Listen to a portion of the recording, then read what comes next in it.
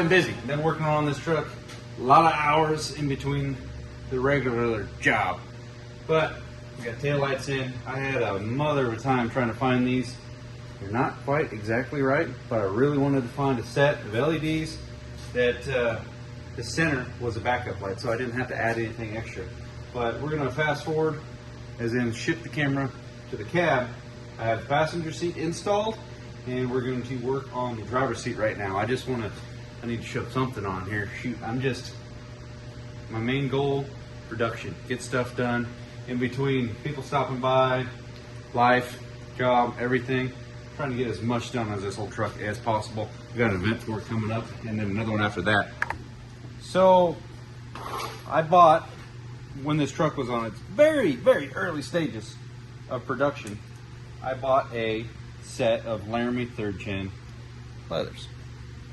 And I think I paid $6.50 for them, something like that. They're pretty decent shape. The main squeeze to it was I was going to have a set of matching seats. I did have a set of fronts that were the black cloth, which I'm okay with, but the idea of striking up a set of leathers was pretty cool.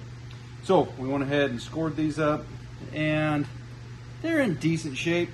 We got a buddy that's gonna hook me up with another set of them out of his wife's truck, actually. Same exact seats, but ultimately I believe these ones are gonna get a set of seat covers for them because they just got to make it match, because this truck has completely changed the direction of what we're going for, as in color. Well, we changed the outside to, it's black in the shadows, but when it gets out in the light, it turns blue. So black sapphire. I covered that several times, but I still have some questions on that subject. And the interior, well, I had a boat project that I did, it took me more than a year, off and on we were working on it, and it required this vinyl, not vinyl, it's knockoff leather. So that's what we did for the dash. Everything changed, and now before I realized it, it's got the colorway of the Impala off of Supernatural, which is cool. Bring me back to my original point. The seats are going to get covered anyway. They're not the better seats, I believe, out of the two that I will soon have, as in the Laramie 3rd Gens. So the other truck, that second set it's going in, it's not going to get covered. Let them show face. But these ones, they don't matter. But they're Laramies, so they have heat and power to both sides. So we need, at the very least right now, power, because you can't move them forward or back on either side unless you got the power. I know some people think, oh, simplistic, or some people probably say that's not period correct. Well, shit ain't period correct at all in any of this. Every bit of the electronics, every bit of the drivetrain on this truck. Ironically, I was just listening to One Piece at a Time, Johnny Cash. Couldn't tell you how many trucks actually are in this truck right here. Period correct ain't in the chat and hadn't been for a while. And this is a lot longer than I thought it was going to be. So, before I put this seat in, and struggle with that for an hour because it's difficult getting through this brand new carpet. By the way, where did I get crew cab Sweptline carpet? Well, it's simple. You just order it for 97 Dodge extended cab. Same. Figure that. So we're going to put this wire in nice and neat and easy before we get too ahead of ourselves. And I believe a good bit of it I will be able to just plug into the dash, because it's a 97, well, wiring is down there for a leather truck, not heated, but nevertheless still pretty cool power seat truck. So the wiring's already there. I just got to go back to the parts truck, which people say, why are you keeping parts trucks? Because I'm in the business of building these trucks. So, not this, I don't know if I'll do another Sweptline of this caliber, that's for sure. This is a lot of work. But keep parts trucks because I use them every day. If I don't use the actual physical part off of it, I will use the truck as a map to recite where stuff goes if I don't know, especially these Sweptlines, because I don't know them very well at all. Okay, I went ahead and put down some bags of pellets to reshape this carpet just a little bit to get rid of the memory.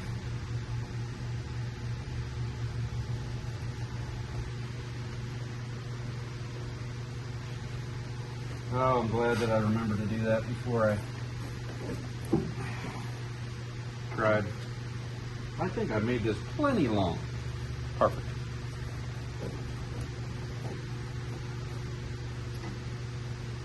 Say that now and it's going to come up 4 inches short and I got to splice it. Dice it. Oh, whoa. Hold it down.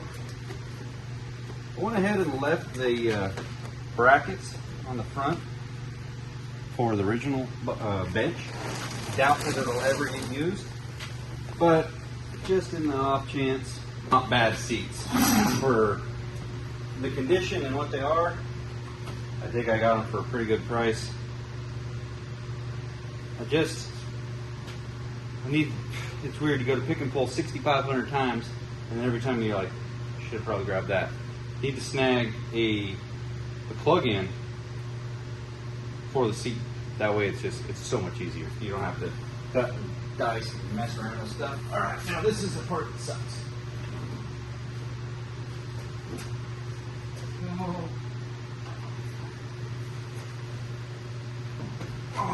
Okay. We got it in there, didn't bump nothing. Perfect. We got our coordinates mapped out. We're about to slap the official check mark on the truck. I already did the other side, so hopefully I don't mess this side up. Oh, they're close.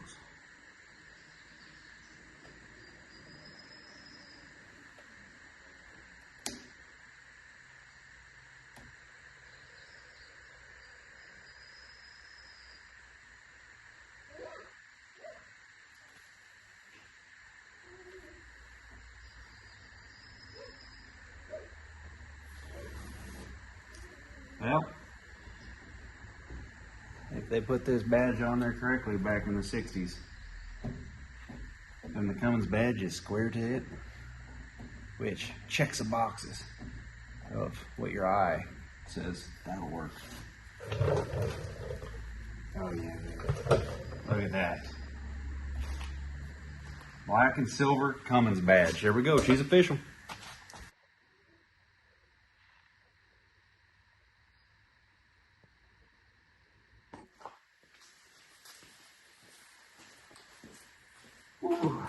All right, we had a doozy today at work, I'll say that much, but we are here and we're ready to conquer. So, a little bit of a history lesson on the Sweptline. It's got a front clip, and the bed is not for this year truck. It's a 66 cab that somebody swapped the clip and the bed to an early, not sure what year, but the dual headlight would be from the, what was that? Is there something there? I don't know the Sweptlines that well, but early 60s to mid 60s ran the dual headlight. And I'm actually a big fan of the dual headlight. They are the same exact headlights on the Charger. Ask me how I know. Well, it's pretty obvious. And when it comes down to ordering Sweptline headlights, just type in Charger headlights and you're good to go.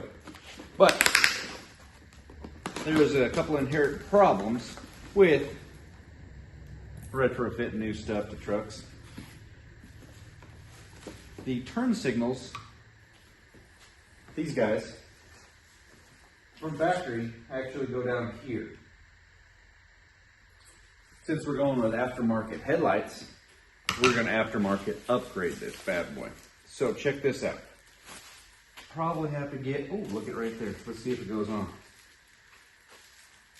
The headlights are halos, actually very affordable. And Oh, is this gonna go on there?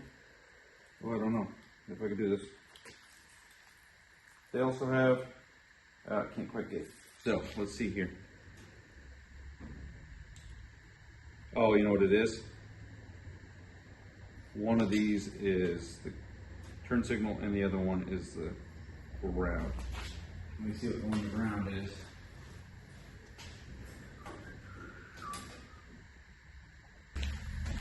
Just see.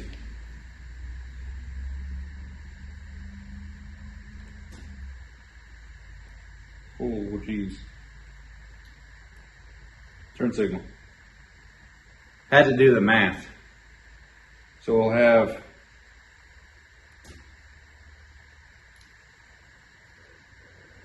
oops.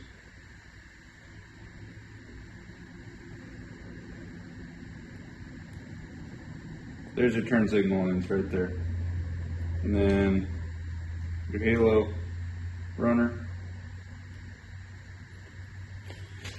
We can hook it up to the truck and actually see what's going on. But I'm excited about these because that upgrades stuff we got. What do I do with my freaking keys? Did I throw them? I probably throw them. What relief it is to finally have color on that truck. You have no idea how much of a relief that is. Okay, got me a Harbor Freight hoopty wheel. Got some polishing compound. Oh, just me and future missus tonight at the house. The littles are at Granny's. Taylor's doing some schoolwork, going for her next degree, and enjoy a little sissy drink as we prep to polish 4 of these little bad girls. Come on, get off there. Okay, we got the bag coming with it. Okay. I already ran these things through the ultrasonic machine, which I could fire up if I wanted to not have a peaceful night. Because we need to do, what's next on the list?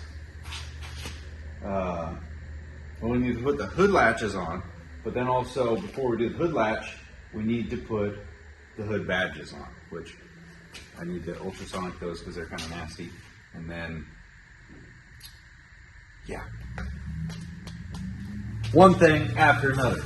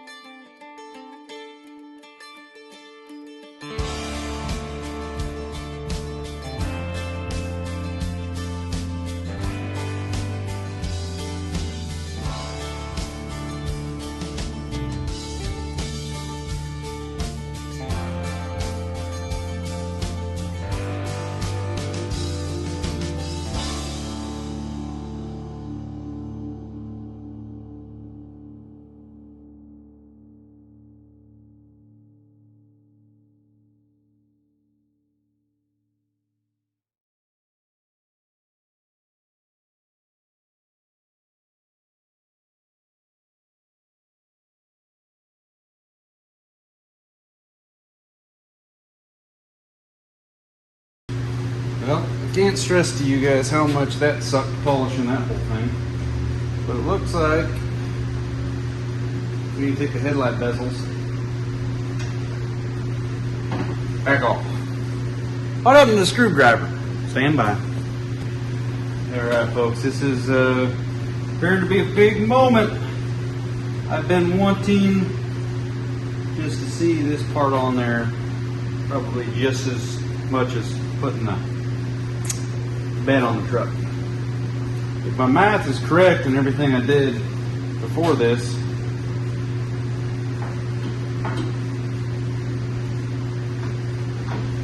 we should be good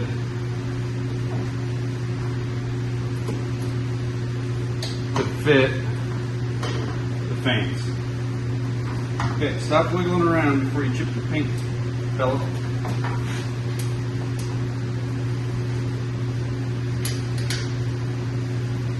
I might have bought screws for this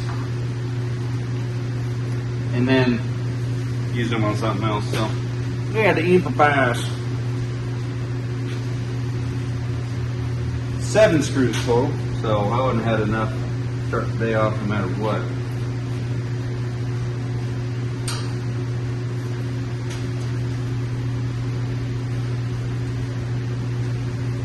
So.